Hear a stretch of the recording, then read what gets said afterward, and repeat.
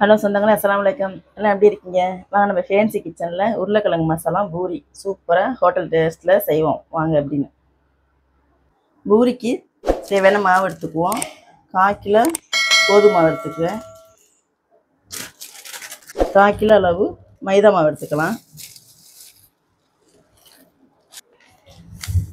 ஒரு 50 கிராம் ரவை போட்டுக்குவோம்.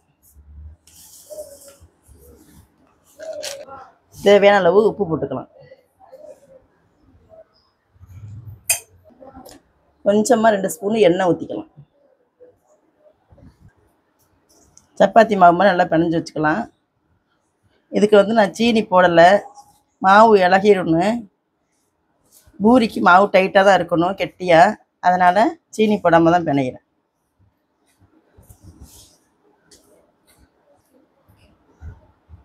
மாவு இலகுச்சுனாக்கா பூரி பொங்கி வராது, அப்படியே சப்பி சப்பி போயிடும், அப்படியே அமுங்கி போயிடும். அதனால் சீனி போடாமல் வெறும் உப்பு மட்டும்தான் போட்டு பிணையிற மாவு.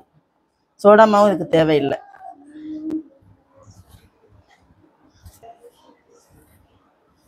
புரோட்டாக்கு சப்பாத்திக்கெல்லாம் சீனி போடலாம், 2 ஸ்பூன் சீனி போட்டுக்கலாம். இதுக்கு போடக்கூடாது.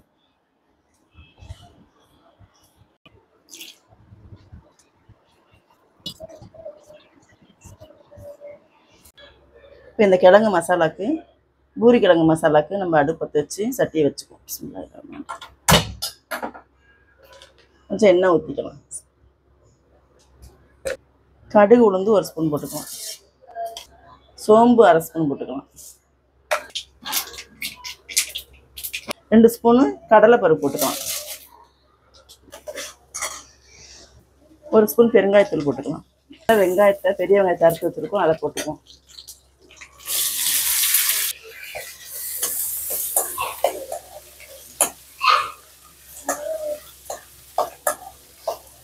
ஒரே ஒரு தக்காளியை பொடி சாப்பிட்டு போட்டுக்கலாம்.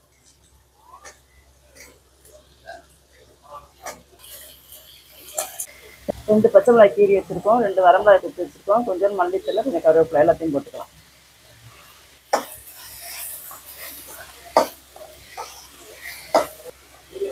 ஒரு ஸ்பூன் மஞ்சத்தூள் போட்டுக்கலாம்.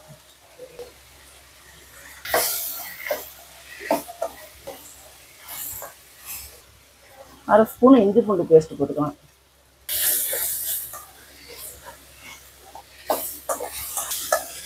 எல்லாம் வதங்கி வந்துருச்சு. இந்த 1 டம்ளர் தண்ணி ஊற்றிக்கலாம். வேக வச்ச உருளைக்கிழங்க மசிக்கலாம். அப்படி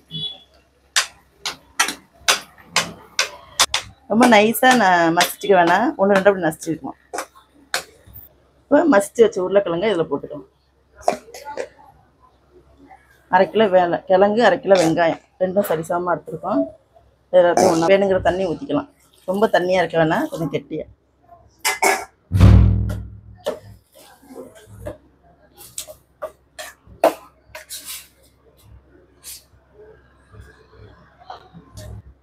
இது நல்லா கொதித்து வரட்டும். நல்லா கொதிக்க நல்லா கொலகொலப்பு கொடுக்கும். நல்லா கொதித்து வரட்டும், வெட்டு வேற. முதல்ல உப்பு போட்டிருக்கோம், இப்போ செக் பண்ணி பார்த்துட்டு தட்டி உப்பு போட்டுங்க. நல்லா மசாலா கொதிச்சிருச்சு. இப்போ இந்த ஸ்டேஜில் 1 ஸ்பூன் கடலை மாவை அப்படி தண்ணியாக கரைச்சி வச்சுருக்கோம், இதை ஊற்றிக்கலாம்.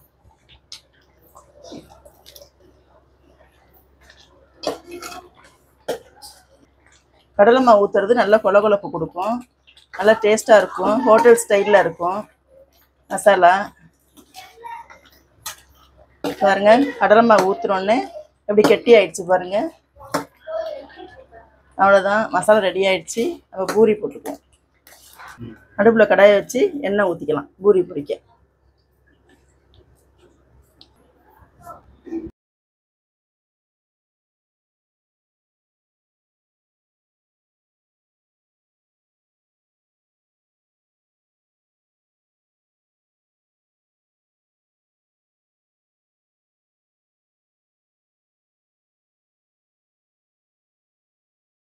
மாவு உருண்டை போட்டு தேய்ச்சாச்சு.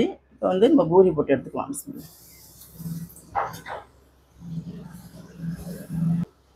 நல்லா எண்ணெய்க்குள்ளே போட்டு நல்லா முக்கி விடுங்க. நல்லா அமுக்கி விட்டோம்னாக்கா நல்லா பூரி உப்பெல்லாம் வரும்.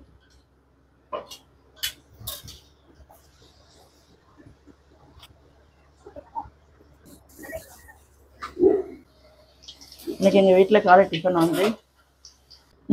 வந்து பூரி கிழங்கு மசாலா. வாங்க சாப்பிட்லாம். நீங்களும் உங்கள் வீட்டில் இதே போல் செஞ்சு பாருங்கள். சூப்பராக இருக்கும். ஹோட்டல் டேஸ்ட்டில் இருக்கும். உங்கள் வீட்டில் இதே போல் செஞ்சு பாருங்கள். வீடியோ பிடிச்சிருந்தால் லைக் பண்ணுங்கள், ஷேர் பண்ணுங்கள், சப்ஸ்கிரைப் பண்ணுங்கள்.